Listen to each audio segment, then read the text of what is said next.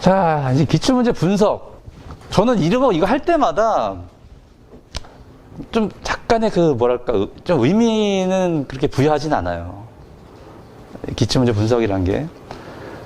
아니, 문제가 뭐 조금 나왔다고 해서 공부 안 할 거야? 아니잖아요. 해야 돼. 그 한 문제 때문에 당락이 결정되는 거거든요. 한 문제 때문에.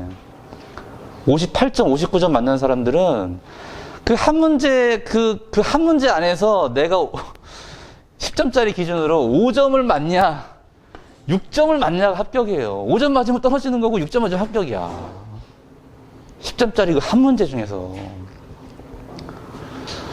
합격할 때 제일 효율적인 공부는요, 720점 맞고 합격하는 거예요. 제일 효율적인 공부는. 나는 뭐 800점 맞고 합격했어. 그래서 어쩌라고. 난 720점 맞고 합격했어. 잘했네. 이렇게 되는 거지. 공부 잘했네. 진짜 효율적으로 했네. 합격만 하면 되니까. 이 점수를 난 65점 막 70점 맞고 합격해야지 큰 의미가 없다는 거지.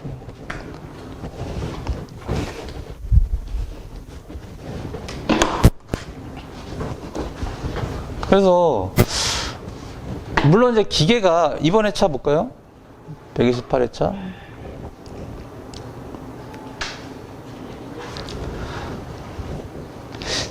일단 요거는 제 주관적인 판단 하에 문항수를 여기다 넣은 거예요. 법 문제 같은 거는 기계에다 넣었어요. 뭐 종합방재실이나 이런 것들 있잖아요. 기계에다 넣어서 좀 기계가 좀 많긴 한데 어쨌든 평균적으로 좀 비슷하게 나왔죠. 위험성 평가가 한 문제인데 두 문제 나왔으면은 두 배요. 문항수로 치자면 2배 많이 나온 거야. 엄청나게 나온 거죠. 그러니까 따지고 보면. 그렇다고 뭐 위험성 평가를 계속 붙들고 할 수는 없는 거고. 그래서 문제 보면서 그냥 평균적으로 연소는 한 4-5문제 나오는구나. 건축도 한 그 정도 선에서. 전기도 마찬가지예요. 그러니까 연소, 건축, 전기가 비슷하게 왔다 갔다 하면서 어느 건 좀 더 많이 나올 때도 있고 어느 건 좀 적게 나올 때도 있고 이제 한단 말이죠. 근데 이제 기계 같은 경우는 제일 많이 나오죠. 항상 비중도 가장 크고 하니까. 근데 제가 이제 강의 시간에도 얘기하지만 합격 여부는요, 기계에서 나오지 않아요. 합격 여부는 기계를 잘 푼다고 나오지 않아요. 저 앞쪽에 있는 애들. 연소랑 건축을 누가 더 잘 푸느냐. 잘 푼다고 해가지고 막 아주 멋있게 말하는 게 아니라 내가 가지고 있는 이론 있잖아요. 내 이론을 탄탄하게 다지고 정립한 사람들은요, 새로운 어떤 문제가 나와도 내 이론 범위 안으로 얘를 가지고 와서 쓸 수가 있어요. 근데 단순하게 그냥 외운 사람들 있죠. 단순하게 외워서 이렇게 그냥 풀어야지 하고 그냥 외우고 시험장 가서 푼 사람들은 이거 조금만 변형돼도 못 써요. 조금만 변형돼도 못 쓴다고. 그러면 거기서부터 이제 멘붕이 오는 거야. 1교시 때 아마 멘붕 많이 왔을 거예요. 1교시 문제 풀면서. 나 히스테리시스도 문제 보고 완전히 그냥 뭐 빡쳤다고 해야 되나? 전기하신 분들은 반가웠겠지. 우와, 내가 아는 문제 나왔다, 막 이런 식으로. 근데 소방하는 사람들은 이거 전혀 뭐 해본 적도 없어. 본 적도 없고. 말은 들어봤겠지. 내가 기사 공부할 때. 근데 어쨌든 이런 문제들이 나온다는 거죠. 요거는 참고해서 보시고요. 자, 이거는 자주 나오죠. 자주 나와요. 그 다음에 건축. 그죠? 방화에 지장 없도록. 그 다음에 위험성 평가, FREM. 이게 예전에 105회 때 한 번 나오고 지금 두 번째 나온 거거든요. 보통 위험성 평가를 이렇게 하나 딱 찍어가지고 나오는 경우는 드물어요. 그러니까 통으로 뭐 정성적, 정량적 이렇게 크게 이제 뒤에 가면 이제 그렇게 물어본 거 있잖아요. 7단계로 설명하라고 한 거.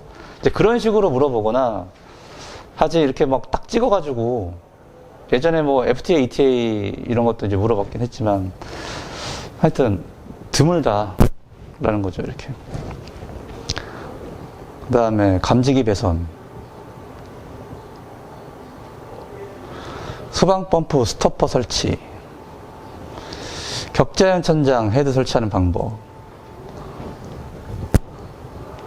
이게 딱 보면은 새로 나온 건 아니에요. 지금까지 본 거는. 그죠? 새로 나온 건 없어요. 물론 스토퍼 설치 방법은 기존에 안 나왔는데 새로 나온 문제긴 하지만 이미 다 내진 그 기준에 다 있는 거잖아요. 합격하려면 내진은 다 꿰고 있어야 돼. 꿰고 있어야 돼. 그 다음에 이 7번 같은 게 이제 처음 나온 거죠. 모르겠어. 100회 이전에 나왔는지 어쩌는지 모르겠지만 90회 때부터 기출문제 지금까지 중에 나온 적이 없었어요. 라그랑주.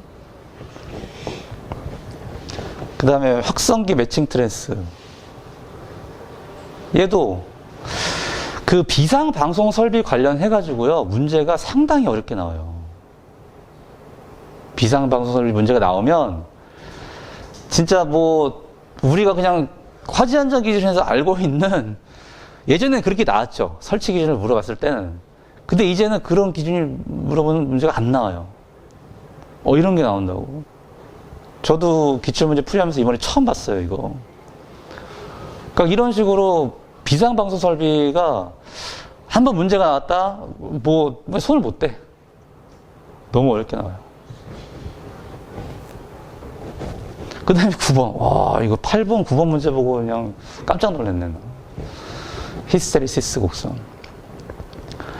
아니, 저거를 소방과 관련지어서 어떻게 답안을 써야 되냐, 이거지.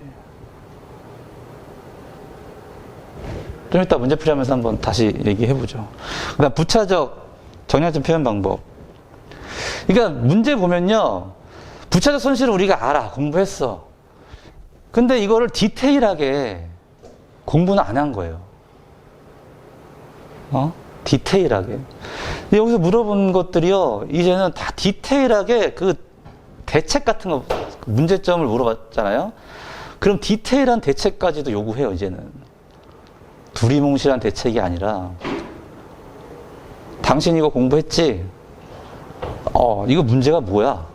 이제 이런 식이에요. 2번도 마찬가지예요. 이거 방화. 적용 기준을 물어봤어요. 방화 유리창. 문제가 뭐냐 이거지. 써도 돼? 문제가 써도 되냐고 이걸. 기준을 물어본 게 아닌 거죠.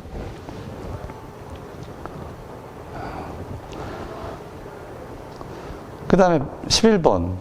방사시간, 이거 보통 25점짜리로 나오는데 10점짜리로 내려왔어요. 이거를. 10점짜리로. 왜 계속 기출을 많이 됐으니까. 그러니까 25점짜리 기출 많이 된 것들은요. 10점짜리로도 이렇게 물어봐요. 그러니까 우리 평가할 때 25점짜리 문제를 10점짜리로 평가 많이 하잖아요. 필요하다는 거죠. 방사시간 결정 요인이 뭐냐.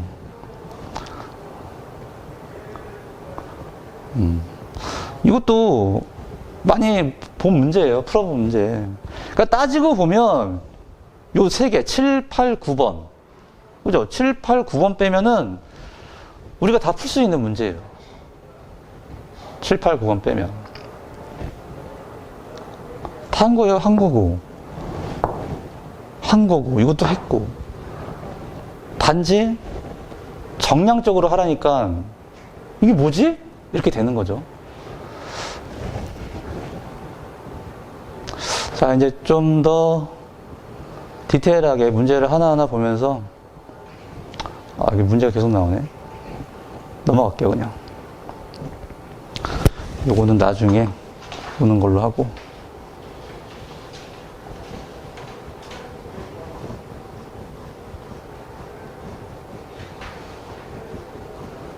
자, 1교시. 이게 내리려니까 시간이 좀 오래 걸리네.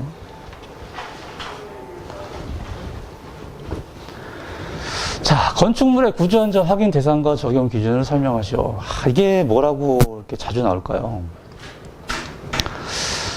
그 풀이 답안을 한 거 보면 저도 이거에 대해서 출제 의도를 파악을 못했어요. 출제 의도를. 기준을 물어봤잖아요. 제가 항상 강의 시간에 얘기하죠. 기준을 쓰라는 문제는 기준을 쓰라는 문제가 아니다. 이게 현장에서 지금 뭐가 문제고 어떻게 생각을 하고 있는지 현장에서 이걸 적용할 때, 그러니까 기준은 항상 왜라는 단서를 달아야 돼요. 공부할 때 왜 이런 문제를 냈지? 몇 회 전에도 계속 나왔어요. 이거 지금까지 나온다는 건요, 답안을 제대로 쓴 사람이 없는 거야. 소방은 유독 그래요. 문제를 냈는데 잘 못 썼네? 그럼 다음 회 또 나와.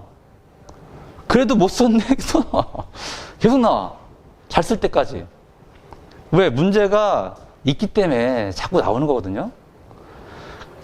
근데 저도 이 문제를 계속 보고 막 자료 찾아보고 했는데 출제 의도를 명확하게 파악을 못했어요. 단순히 그냥 건축 허가와 건축 신고 대상물이 다른데, 건축 허가가 보통 21층 이상 건물은 이제 허가를 받아야 돼요. 관할 서울특별시장이나 지자체 받아야 되는데, 신고 같은 경우는 허가 대상은 아니기 때문에 그냥 나 이거 지을게요 하고 서류만 접수하면 끝이에요. 근데 그 대상이 되게 작죠. 85제곱미터 미만 이렇게 되니까.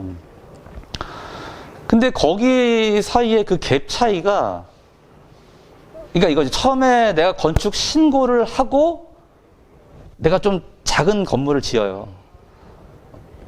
건축 신고를 먼저 해. 작으니까. 그런 다음에 중축을 하는 거죠, 나중에. 중축도 85제곱미터 미만으로 하면 또 허가 안 받아도 돼요. 그러니까 2층짜리 짓는다고 하고 3층으로 늘릴 수가 있는 거죠, 중축을 통해서. 이게 문제일까 생각에 아닌 것 같아. 그러니까 출제 의도를 저는 명확히 파악을 못했어요, 이 문제. 그래서 밑에 보면은 그냥 기준만 써놨어. 이건 기준 정리한 거니까 보시면 그냥 알 거예요. 그래서 여기 보면 개념에 건축 신고 시에도 건축물의 구조 안전을 확인하자 라고 쓴 거예요. 그래서 그리고 이게 건축 문제다 보니까 이게 건축 그 구조안전 확인이잖아요. 소방 구조안전 확인이 아니에요. 건축물이야, 건축물. 그 소방하고 이거를 어떻게 연관을 시켜가지고 답안을 끌고 가냐 이거지. 그게 어렵다는 거예요. 그러니까 건축 문제가 나오면 항상 소방 안으로 내가 가지고 와야 되는데 그게 어려워요. 이거는요, 다음에 또 나올 것 같아, 그래서. 몇 해 지나면. 그러니까 답안이 명확하지 않고 현장에서 뭔가 변화가 없잖아요. 그럼 계속 나와요. 이건 기준이니까 한번 보세요. 자, 2번. 자, 이것도 기준을 물어봤어요. 머리 지진 나죠. 1번, 2번 문제부터 막 기준을 물어보니까. 네? 근데 예전에 이건 우리 평가할 때 했었어요, 이거. 평가할 때. 그러니까 그러니까 저는 그 답안 구성을 보면 이 개념 안에 이제 앞으로 이제 펼쳐질 내용들을 함축해서 여기다 다 넣거든요. 그러면 방화 유리창은 불꽃을 차단해요. 복사열은 차단 못해. 그럼 소방 입장에서 소방으로 가져올 수 있잖아요. 복사열에 대한 대책을 세우자. 그러면 기준을 써요. 물어봤으니까. 대상물 쓰고 기준을 쓰고 맨 마지막에 고려사항에다가 내 생각을 쓰는 거죠.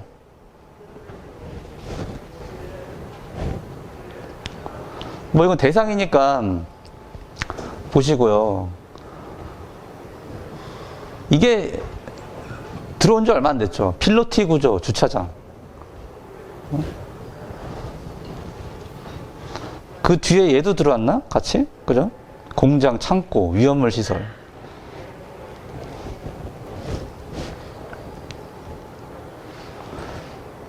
아이고. 고려사항을 볼게요, 고려사항. 적용 기준을 먼저 보죠. 인접대지 경계선에 접하는 외벽의 창호와 1.5m 이내에 방화 유리창을 설치하게 기준이 생겼어요. 방화 유리창을 설치하라. 근데 이제 스프링클러가 우리 그 창호에서 60cm 이내에 스프링클러 1.8m 간격으로 설치한단 말이죠. 그렇게 하면 방화 유리창을 이제 설치 제외 가능하다. 라고 이제 해줬죠. 이거 뭐 문제 될 건 없잖아요. 근데 나는 그거지. 방화 유리창을 설치하면 그럼 얘는 안 해도 되잖아요. 방화 유리창을 하면 얘는 안 해도 돼. 오히려 나는 방화 유리창을 안 하고 얘를 하는 게 더 낫다고 보는 거죠. 고려사항 보면 복사열 차단을 해야 되는데 방화 유리창은 못 한다. 그래서 뭐예요? 자동 방화 셔터나 그러니까 패시브적인 대책을 쓴 거예요. 그 다음에 복사열 차단 가능한 커튼. 요즘에 이거 커튼 되게 잘 나와요. 불에도 잘 안 타고 그 지하주차장 방화 셔터 있잖아요. 이거 이거 방화 커튼으로 하는데도 이제 꽤 많아요. 방화 셔터를 안 하고 성능 인증 다 받고 이제 하니까. 그 다음에 액티브로는 이거 하자는 거지. 방화 유리창을 해도 스프링클러를 해서 복사열 차단해야 된다. 그 다음에 5개 스프링클러 설비. 이거 국내 개념은 아닌데 제가 며칠 지난 6월 달인가 어떤 뉴스를 봤는데 마른 하늘에 그 인근에 지나가는 사람들이 막 비가 물방울이 막 떨어지니까 그걸 이제 신고를 한 거죠. 근데 봤더니 새로 신축된 아파트인데 그 벽에서 스프링클러가 터진 거예요. 개방형이죠, 개방형. 스프링클러가 터져가지고 그냥 그 동네가 그냥 비가 오는 것처럼 물방울이 막 나온 거지.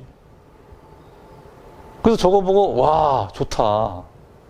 저는 그렇게 생각했거든요. 실제로 적용을 이제 그렇게 하고 있어요. 실제로. 그러니까 뭐 매 층마다 할 수는 없으니까 2개 층마다 하나씩 해도, 또는 안 되면 3개 층마다 하나씩 해도 이 외벽을 타고 상층 연수하는 이런 거는 대응을 할 수가 있을 것 같은 거죠.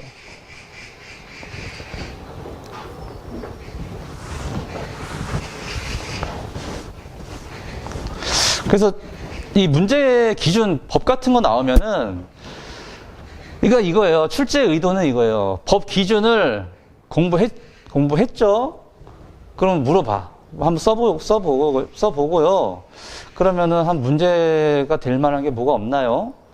한번 그 개인의 생각을 한번 적어보시겠어요? 라는 그런 뉘앙스로 답안을 써야 되는 거예요. 그러니까 법을 외워서 가서 그냥 탁 쓰고 나온다가 아닌 거죠. 그래서 어렵다는 거예요. 그래서 공부할 때 제가 그러잖아요. 책 들고 밖에 나가라고. 메모지 한 장 들고 나가든 그냥 산에 가라고. 산에 가서 그냥 생각해. 그냥 그냥 요거 핵심 단어들만 몇 개 가지고 산에 가는 거예요. 내가 공부한 걸로 이제 계속 생각을 하는 거지. 문제가 뭘까? 어떻게 대책을 세울까? 이런 시간이 정말 이제는 더 필요해요. 그냥 책상에 앉아가지고 내가 모르는 거 암기하는 공부 방법은 이제 합격이 어렵다라는 거죠.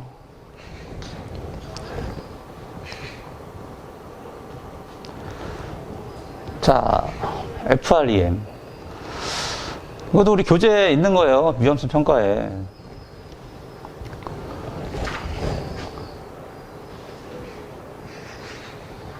이렇게 한다는 거죠. 위험과 방어 대책을 점수화 해가지고 한다는 거예요. 이렇게. 여긴 대책, 여긴 위험. 그래서 숫자가 높으면 위험하구나. 왜 높으면 얘가 이제 높은 거니까. 낮으면 얘가 더 점수가 좋은 거니까 이제 안전하다. 이제 이런 거죠. 평가 항목 보면 자, 잠재 위험, 활성 위험, 화재 위험 평가 항목에 그다음에 방어 대책에 이렇게 쭉 있죠.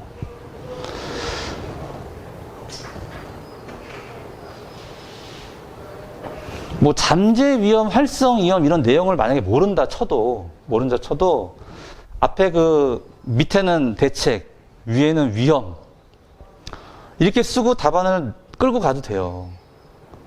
이거 외워서 이렇게 쓰라는 게 아니라 일단 어떻게 계산하는지는 이제 알았어요. 대책분의 대책에 대한 위험이구나. 그 점수로 위험의 정도를 평가하는구나. 그래서 위험은 뭐가 있지? 건축물 안에서 위험은 생각해보는 거죠. 내가 공부한 거 안에서.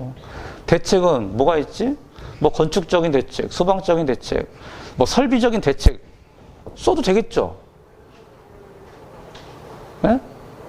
그러니까 이거예요. 보통 우리가 답안을 딱 이제 쓸 때 내가 공부한 범위가 아니면 사람들이 손을 못 대. 내가 공부한 게 명확하게 딱 공부한 것만 손을 대요. 명확하게 공부하지 않은 거는 이게 좀 두려운 거죠. 근데 이것도 명확하게 공부를 안 했어도 위험과 대책에 대한 그것만 알았다면 그렇게 쓰라고요, 그냥. 내가 이렇게 못 쓴다고 해가지고 점수 안 주지 않아요. 제가 무슨 얘기하죠? 키워드는 만들라고. 키워드 만드세요. 내가 공부한 거에서 키워드를 외우는 게 아니라 키워드는 만들라고요. 내가 만드는 거예요, 키워드를. 이거 만든 사람이 키워드 만든 거예요, 이 사람이. 이걸 내가 변형해서 만들 수 없어요? 위험성 평가 7단계. 왜 7단계야? 5단계로 안 돼요? 8단계는 안 돼요? 생각의 틀을 깨라고요. 나는 5단계로 공부했어. 근데 7단계를 쓰라고 그래. 그럼 어떻게 해? 늘려. 5단계를 7단계로. 3단계로 쓰래. 줄여. 그러면 되는 거예요. 거기에 4단계, 5단계, 7단계 이게 뭐가 중요하냐 이거지. 내가 위험성 평가를 알고 있냐 모르고 있냐가 중요한 거예요.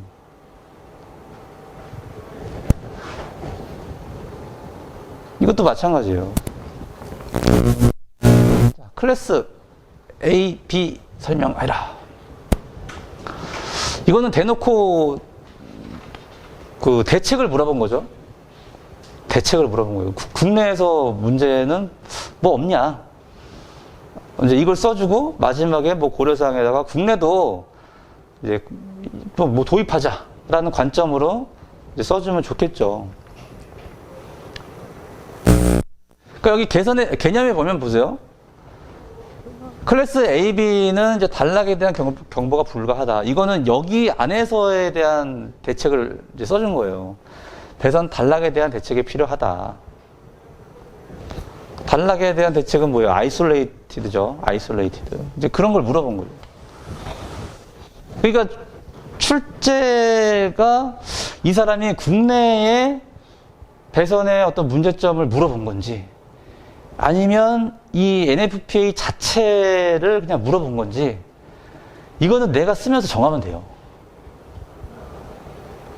방향을 내가 정하면 돼.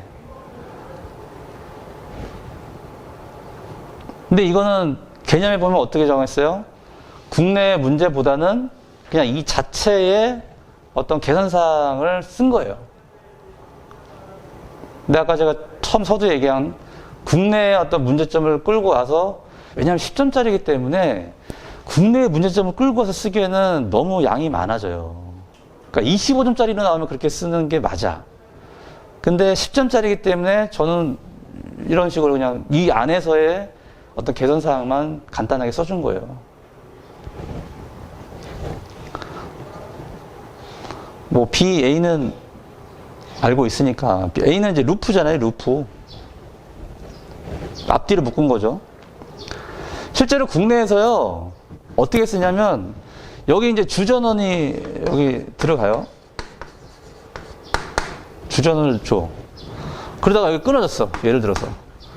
그러면 뒤로도 얘는 어떻게 해요? 못 쓰잖아요. 여기 루프백 전원이라고 있어요. 루프백. 그러니까 이쪽으로 전원을 또 줘요.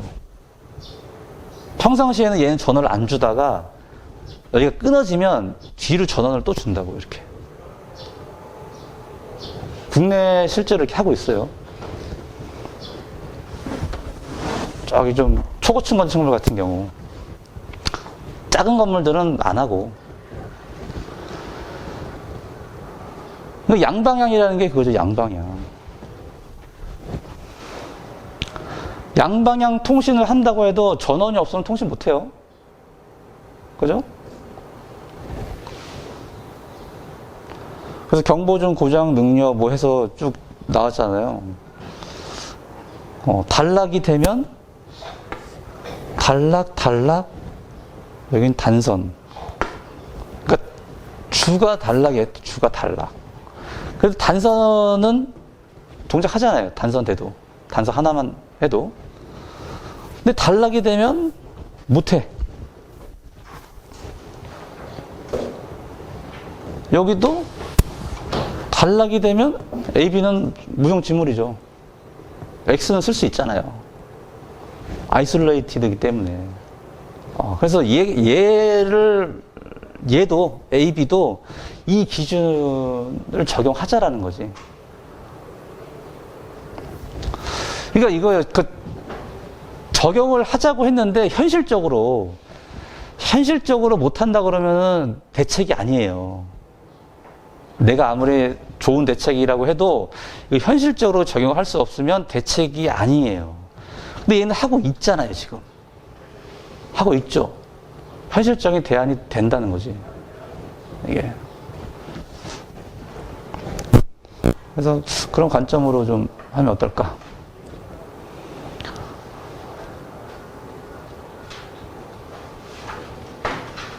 자, 5번. 내진 스토퍼. 뭐 펌프뿐만이 아니고요, 발전기도 다 스토퍼 달아요. 발전기도 비상전원이기 때문에. 그러니까 소방과 관련된 어떤 장치, 기기들 있죠. 수조는 그럼 어떻게 해요? 수조.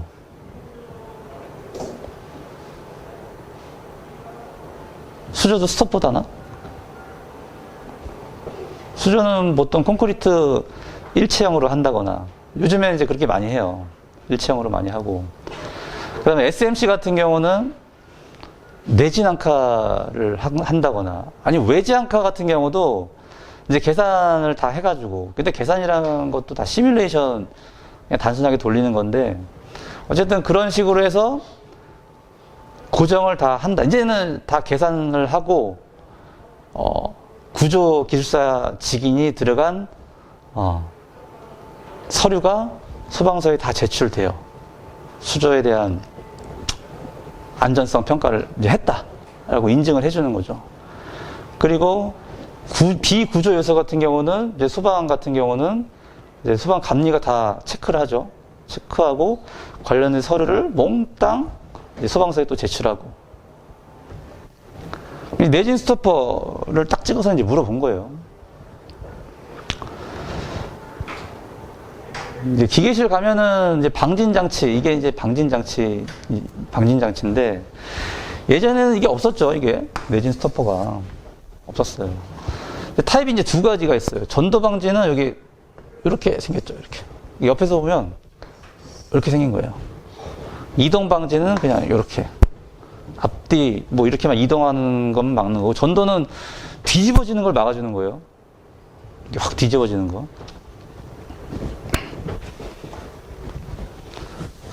그리고, 요게 이제 방진 가대가 있으면, 요 사이 간격이 3mm 이상 이격을 해야 된다.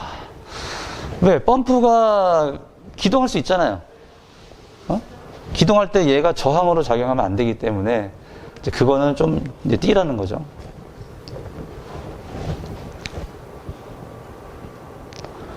그래서 이렇게 설치해요.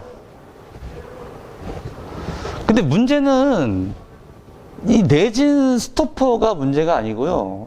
앵커볼트예요, 앵커볼트. 이 내진 스토퍼를 지지해 주는 게 뭐예요? 앵커볼트예요. 아니 얘가 아무리 튼튼하고 해도 여기 박혀있는 얘가 시원치 않으면은 아무 의미가 없는 거잖아요. 얘가 박혀있는 여기 뭐예요? 묵은 콘크리트가 이게 부실하면 의미가 없다는 거지. 고려사항에 그거 넣은 거예요. 그래서 그러니까 이거 이제 기준을 물어봤어. 이렇게 설치합니다. 이거 고려해야 됩니다. 이제 흐름이 그렇게 되는 거죠. 흐름이. 그래서 고려사항 뭐예요? 건축물 정착부 두께. 요거 묵은 콘크리트 두께 얼마나 되냐? 뭐 두께는 충분히 높습니다. 그다음 볼트 설치 간격. 이제 얘를 이렇게 이제 봤을 때 볼트를 뭐 이렇게 박는단 말이죠. 요 설치 간격이 어떻게 되냐? 너무 좁냐? 넓냐? 뭐 이런 거. 그다음 연단거리. 연단거리는 여기 이제 묵은 콘크리트가 있으면 여기 볼트하고 묵은 콘크리트까지 요 사이 거리가 보통 15cm 이상 돼야 돼요. 15cm 이상. 왜 그래요? 이게 무근이잖아요, 무근. 이 진동에 흔들리면 여기 가까우면 여기 떨어져 나가요, 이렇게. 끝에가. 우리 왜 모퉁이 같은데 보면 거기가 잘 떨어져 나가잖아요. 똑같아, 얘도. 그래서 충분하게 그 거리를 둬라. 그게 연단거리예요. 그 다음에 콘크리트 강도, 뭐 균열 여부. 그래서 앵커볼트의 최대 허용 하중을 계산을 하죠. 이런 것 등등등을 고려해서. 그 다음에 여기 보면 프라잉 효과 편심을 고려한 수평 지진 하중의 작용 하중을 계산해라. 근데 요거 준비하셔야 돼요. 요거 준비하셔야 돼요. 이제 프라잉 효과가 뭐고 편심이 뭔지. 예전에 새 장비 주구장창 나왔잖아요, 아주.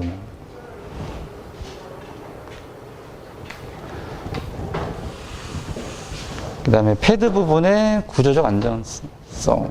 이제 요거죠. 묵은 콘크리트. 그러니까 이런 것들을 좀 고려하자. 근데 지금 앵커볼트가 현장에서 뭐 시공하는, 특히 이제 시공하시는 분들 보면 그냥 기존에 쓰는 앵커볼트만 계속 써요. 근데 우리는 내진 앵커볼트라고 얘기를 하는데 실제로 현장에서는 안 써요. 다 그냥 외지앙카 쓰거든요. 근데 물론 외지앙카도 그냥 쓰는 게 아니라 다 성능 인증 받고 구조적 안전성 확인하고 쓰는 거예요. 저기 좀 큰 건설사 같은 경우는 이제 내재 단가를 이제 써요. 근데 일반 소형 이런 건설사들은 다 그냥 외지 단가를 대부분 써요. 버팀대 설치할 때도 그냥 외지 단가. 외지 단가로 성능 인증 받으니까. 외지 단가로. 그래서 성능 인증이 나오기 때문에 이제 쓰는 거죠. 근데 외지 단가 썼다고 뭐 잘못된 건 아니라 일단 성능은 나온다는 거지. 그 수평 지진 하중에 대한 성능은.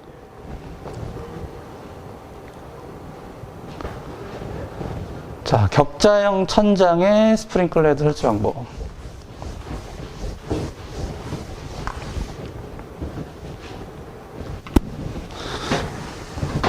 이것도 작년인가 지침이 내려온 거죠? 이게 작년에. 현장에서 일단 말이 많은 건요, 지침이 내려와요. 예전에 기둥, 보 옆에 헤드를 도대체 얼만큼 띄어야 되냐, 얼만큼 올려야 되냐, 막 이런 거 되게 말이 한참 많았어요. 그 뒤에 지침이 나왔고, 얘도 마찬가지죠. 요즘 아파트 지하주차장 같은 데 가보면 이런 거 많이 쓰잖아요. 뭐 아파트뿐만이 아니라 약간 그 고급졌다라고 이제 우리가 잘 졌네 하는데 지하주차장에서 이제 건물로 들어갔는데 밑에 보면 다 이런 식으로 대부분 돼 있어요. 그러면 헤드를 어떻게 달아야 되느냐? 요 기준은 있죠. 이게 격자형이 아니다라고 뭐 만약에 덕트다, 보다 똑같아요. 격자형이 아니야. 덕트 폭이 1.2m 이상인 경우, 보가 폭이 1.2m 이상인 경우 어떻게 해요? 보가 만약에 이렇게 있으면 얘가 1.2m가 넘으면 여기다가 헤드 달잖아요. 원래는 여기다 하나, 여기다 하나만 달면 되는데 얘가 넘으면 여기다 하나 또 단단 말이죠. 똑같아. 얘도 이 전체 폭이 1.2m가 넘으면 이렇게 하라고 했어요, 예전에.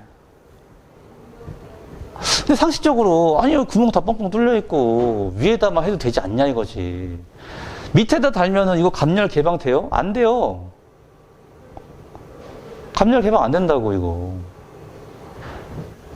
그러면 여기다 달고 만약에 위에 안 달았어요. 천장고가 만약에 높아 1m 이상이 돼요. 그럼 연기가 여기서 다 내려올 때까지 얘는 안 터져요. 그럼 더 큰 문제 아니에요? 아니 얘 살수 장애 나온다고 해가지고 헤드가 감열 개방이 늦으면 더 큰 문제 피해가 발생한다는 거죠. 그래서 지침이 나온 거예요.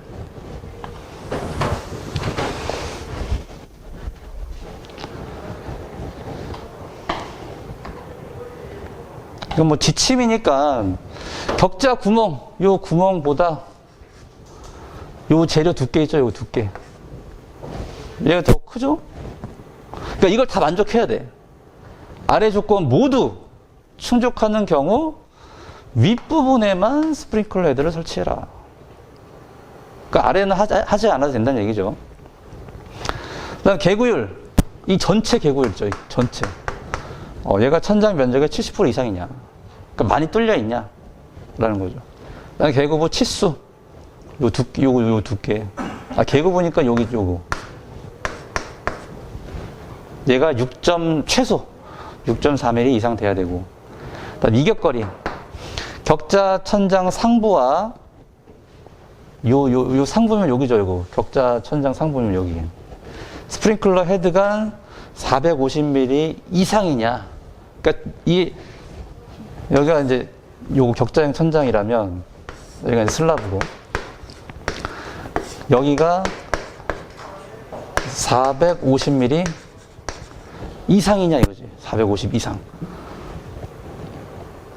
헤드죠, 헤드. 그러니까 배관이 지나고 헤드가 이렇게 돼 있냐. 그러면 이제 쏟아줘도 장애는 받지 않는다 이거지. 장애는.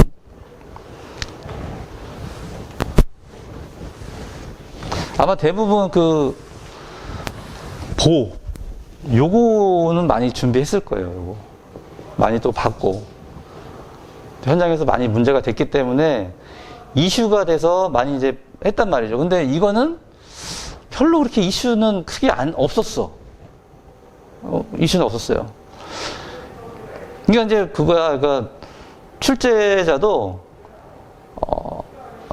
그러니까 막 이슈가 되고 한참 막 이런 것들은 잘 안 내. 나중에 내. 나중에 내요. 좀 잠잠해지면 낸다고.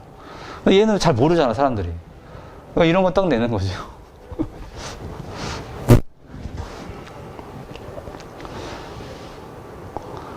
자, 유체의 흐름을 나타내는 방법 중에 우리가 지금 하고 있는 모든 것들은 다 오일러 방법을 쓴 거예요. 오일러 방법. 뭐 화재 시뮬레이션, 피난 시뮬레이션, 거기에 들어가는 그 프로그램 자체, 또 연속 방정식, 베르누이. 그러니까 우리가 알고 있는 모든 기초적인 이론 원리들은 다 얘를 적용했다. 신뢰도가 얘가 더 높은데 왜 얘를 못하지? 어렵다는 거예요.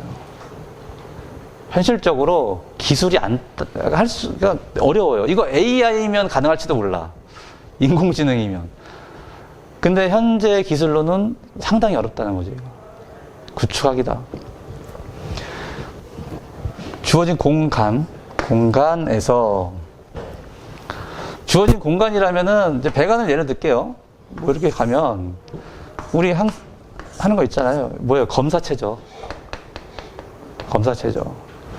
그러니까 여기에 물이 이렇게 지나가는데 내가 물입자를 따라가가지고 이거를 관찰을 어떻게 해? 물입자를 따라다니면서 이게 그거예요. 라그랑주가 위치 벡터 그거예요. 위치가 입자가 어디로 좀 가고 있느냐.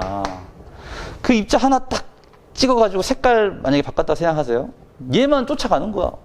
속도가 어떻게 되고 벡터 지금 가속도가 어떻게 되고 막 이거 따라가는 거예요. 이게 가능하냐 이거예요. 이게. 그래서 얘를 한다고요. 나는 여기만 볼 거야. 여기만 볼 거야 하고 여기만 계속 쳐다보는 거야. 여기 계속 쳐다봐. 그래서 여기 지나가는 속도, 가속도 있죠? 속도가 어떻게 변하는지 이제 이거만 보는 거죠. 이게 검사 최적이라는 거죠. 컨트롤 볼륨. 근데 얘는 위치를 계속 쫓아가면서 파악을 한다. 그래서 이제 밑에다가 이렇게 그림을 그려놨는데,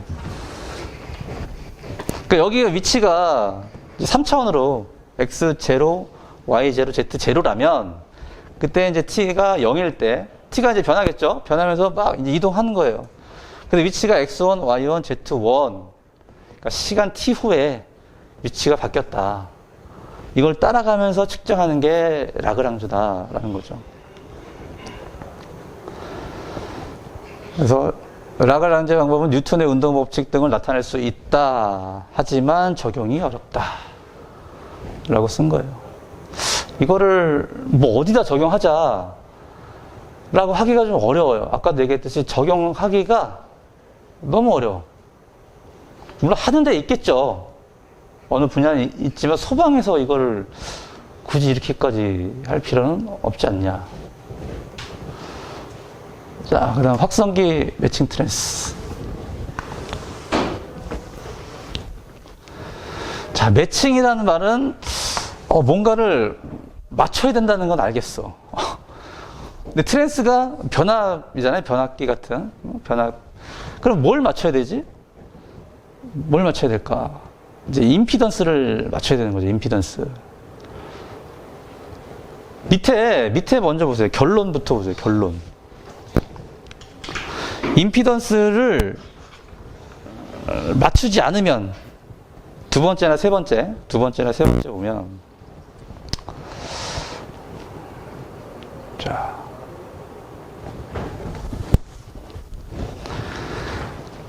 앰프 출력단에 과부하가 걸려서 앰프가 소손된다. 그 다음에 스피커가 저항이 더 크면 출력 저하가 된다. 라는 게 있죠.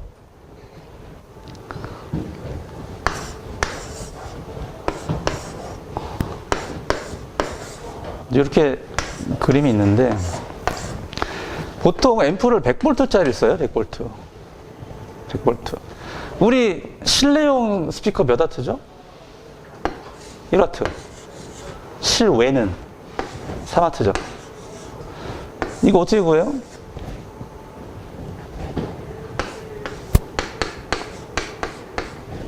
P는 VI. 그래서 100 I 잘 모르겠어. 또 어떻게 구해 이걸? I는 R분의 V죠. R분의 V제곱. 되죠? 100 넣으면 10,000 되죠. 저항. 100, 1와트.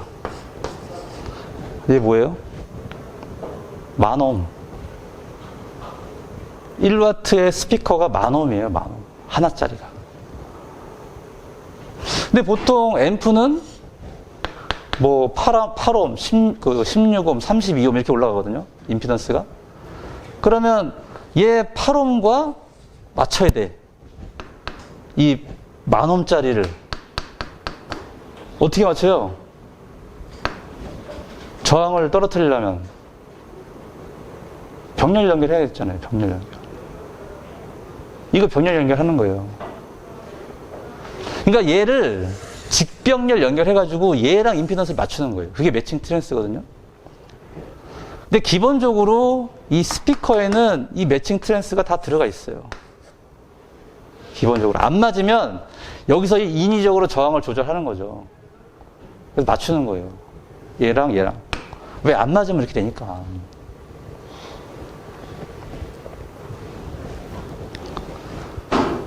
물론 스피커에 매칭 트랜스가 없는 것도 있습니다. 뭐 로우 임피던스, 그러니까 얘는 10,000옴이면 임피던스가 큰 거예요. 3와트짜리는 얘 3분의 1이겠죠. 그러면 3,330 뭐 이렇게 3이 되는 거야. 그러니까 그런 스피커 임피던스를 병렬, 직렬 조합을 통해서 이제 얘랑 임피던스를 맞춰야 된다. 맞추지 않으면 이런 문제가 있으니까 이제 그런 내용이죠. 이게 내용이 어렵습니다. 이게.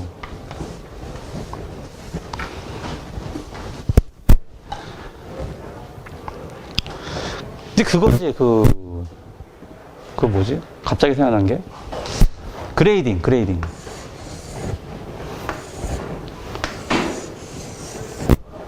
요 선, 기준선 위쪽으로 유지를 해야 되잖아요.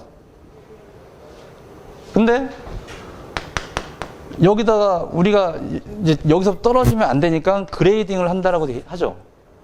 근데 실제로 그레이딩 안 해요. 증폭기 써요. 증폭기 그냥. 여기서 증폭기 써가지고 올린다고 이렇게. 똑같아 얘도. 매칭 트랜스를 다 집어넣어. 스피커에다가. 이런 현상이 거의 안 나와요 이제. 매칭 트랜스를 쓰기 때문에. 매칭 트랜스가 없는 스피커는 이런 현상이 나오는데 실제로 시공할 때 직병렬로 해야 되는데 이제는 매칭 트랜스를 쓴단 말이에요. 스피커에다가. 똑같은 거지. 안 하는데 매칭 트랜스가 있는데 왜 안 쓴 것처럼 문제를 냈을까?